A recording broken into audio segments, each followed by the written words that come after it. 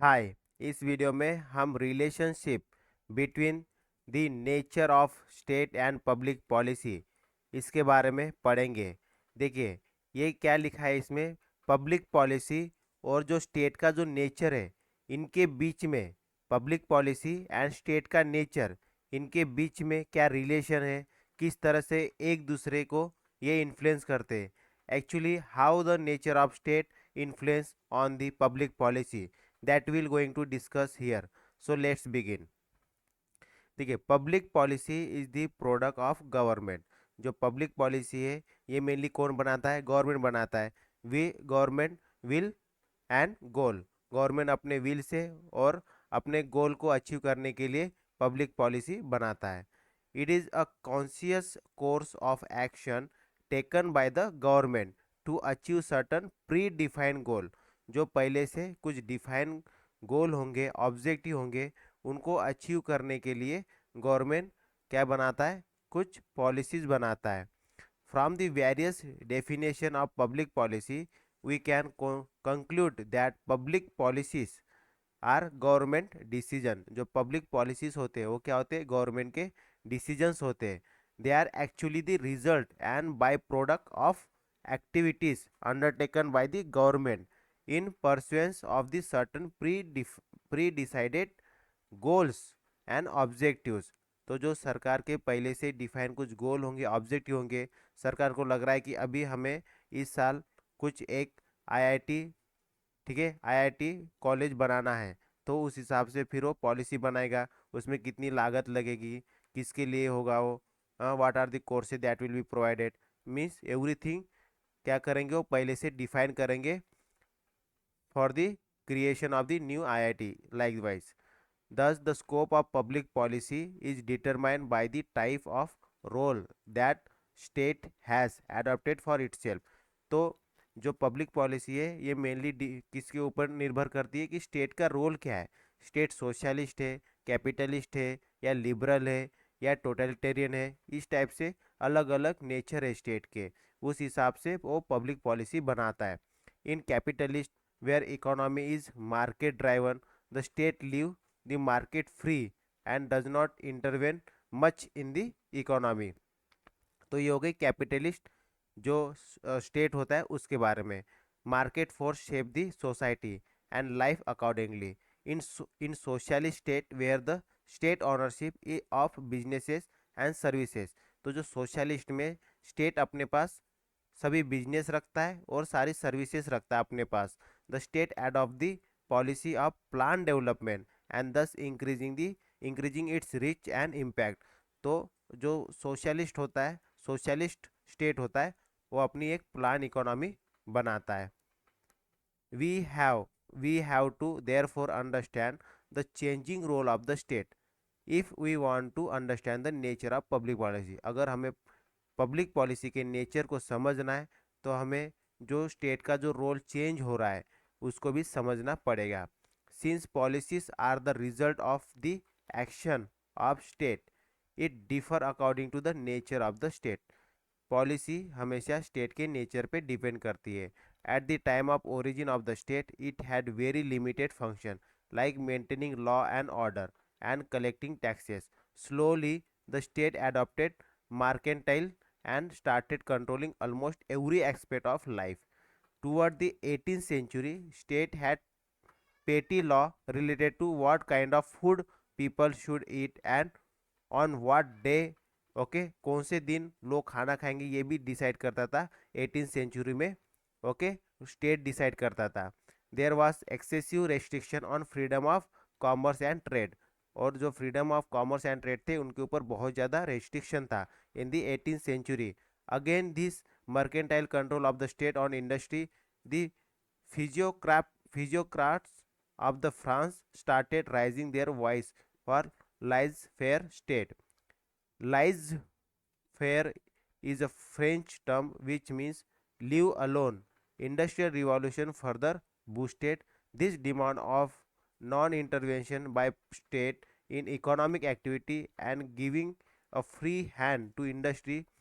It set limit on regulatory power of the state। तो इस तरह से स्टेट ने अपना रोल जो है वो धीरे धीरे क्या कर दिया, फ्री कर दिया। Then in a laissez phrase faire leisure laissez faire state the scope of public policy is limited. Public policy is generally concerned with routine work. There is a lack of public policy related to administrative development and or administrative reform. Most of the policies are related to foreign invention, maintenance of peace, law and order. तो इस type से अलग अलग policy बनाई जाती है, ठीक है। फॉरेन इन्वेंशन के बारे में, maintenance of peace, law and order. We do not find any major policy on health, education. इस तरह से मेजर पॉलिसी इन सब सब्जेक्ट के ऊपर नहीं बनाई गई है। Moreover we do not find public policy related to development and welfare. Public policies are more or less simple due to the restricted nature of the public administration. Slowly, due to shortcoming of laissez-faire state, demand were put forward for extensive state ideology that could save the people from exploitation of the capitalist countries in the post industrial revolution phase। देखिए ये बात हो रही mainly 18th century की इन दी France, ठीक है। तो उस समय जो स्टेट का जो रोल था वो टोटली अलग था, बहुत रेस्ट्रिक्टेड था और वो ज़्यादा स्कोप नहीं देता था for the citizen to live freely. Demand were raise for the protection of weaker section of the society। Rise of national state and democracies along with the rise of capitalist and socialist country pave the way of welfare state। तो जैसे जैसे national state जो है and democratic जो है, मतलब national state and democratic state जैसे बढ़े तो कैपिटलिस्ट और सोशलिस्ट कंट्री, ठीक है, मतलब ये क्या हो गए, वेलफेयर स्टेट बने। इन 1930s के अंदर क्या हो गया, post economic upheaval, great depression हुआ। The world witness the rise of various fascist power. Okay, तो डिप्रेशन हुआ, फाइनेंशियल लॉस हो गया। On the other hand plan economy of socialist country were performing well. तो ये बात हो रही मेनली कैपिटलिस्ट की। तो उस समय वहाँ पे भी क्या हो गया, फाइनेंशियल डिप्रेशन हुआ, लेकिन उस समय सोशलिस्ट कंट्री अच्छा काम कर रही थी। This made capitalist country rethink on their policy. तो इसीलिए फिर दोबारा कैपिटलिस्ट कंट्री को दोबारा सोचने पे मजबूर कर दिया on their policy. They adopted welfare state model. In welfare state social security, health, education is the prime responsibility of the state. जो बेसिक नीड होती है किसी भी ह्यूमन बींग की, वो मेनली रिस्पॉन्सिबिलिटी बन जाती है स्टेट की इन the welfare state. In welfare state private enterprise exist along with the redistribution of national income by taxation and positive discrimination। Okay, positive discrimination for the weaker section.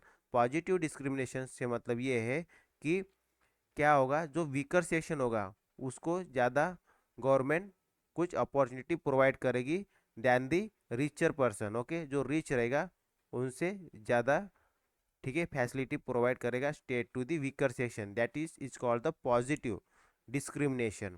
Since the scope of the activities of the welfare state is very wide, the public policy is also very comprehensive। We find extensive policies in welfare state ranging from health, education to providing employment, social and economic equality to the people। तो ये सब कहाँ होता है, welfare state के अंदर होता है। In a welfare state policies are not limited to economic administration और जनरल एडमिनिस्ट्रेशन, ठीक है। In fact the state act like change agent, ठीक है। Hence we find policies in socio economic as well as cultural aspect also. तो हमें जो welfare state होता है उसमें अलग अलग चीज़ में हमें पॉलिसी देखने को मिलती है, जैसे कि सोशो इकोनॉमिक हो गया एज वेल एज कल्चर, इस सभी एक्सपेक्ट में हमें पॉलिसी देखने को मिलती in the welfare state. So welfare state takes care of the vulnerable section of the society. तो जो वेलफेयर स्टेट होगा वो केयर लेगा वल्नरेबल सेक्शन जो होते हैं सोसाइटी में। वल्नरेबल सेक्शन मीन्स जो पीछे रह चुके हैं, ओके, बाय दी सोशली और educationally, or economically. If formulated policies related to their socio-economic development, the policy is so extensive that it cover all the broad theme of development like environmental protection, protection of weaker section, prevention of crime, promotion of science and technical development. ये सभी चीज़ों के ऊपर policy बनाई जाती है इन the welfare state के अंदर। So in the social phase the state play a proactive role and frame policies to curb the social evil. These policies are implemented in the form of Dowry Prohibition Act, Domestic Violation Act, etc. इस तरह से जो भी society के अंदर जो भी evils है, ठीक है, उनको भी टैकल करने के लिए वेलफेयर स्टेट अलग अलग पॉलिसीज बनाती है। The public policy is very specialise in a welfare state. Various agencies like national human commissions undertaken research on various policy issues. Let us now focus on the nature of the public policy in a different type of state. तो इस तरह से जो state का जो role है वो अलग अलग हो जाता है, ठीक है। एज पर द स्टेट का रोल अलग अलग हो जाता है तो पॉलिसी भी अलग अलग हो जाती है, ठीक है। तो ये था relation between the nature of the state and policy, public policy. जिस तरीके से स्टेट का नेचर रहेगा उसी हिसाब से क्या बनेंगे, पब्लिक पॉलिसी बनेंगे। अगर वेलफेयर स्टेट है तो वेलफेयर पॉलिसी, अगर अगर arbitrary it means the totalitarian है तो उसकी पॉलिसी अलग होगी। कैपिटलिस्ट स्टेट है उसकी पॉलिसी अलग होगी। तो इस तरह से डिफरेंट अगर स्टेट का नेचर है तो डिफरेंट पब्लिक पॉलिसी बनेगी। तो ये था mainly how the nature of the state influence on the public policies. Next video में हम पढ़ेंगे public policy in a capitalist state. Capitalist state के अंदर पब्लिक पॉलिसी किस तरह की होती है इसको हम डिटेल में नेक्स्ट वीडियो में पढ़ेंगे। Okay, so that's all for this video. Thank you, bye bye.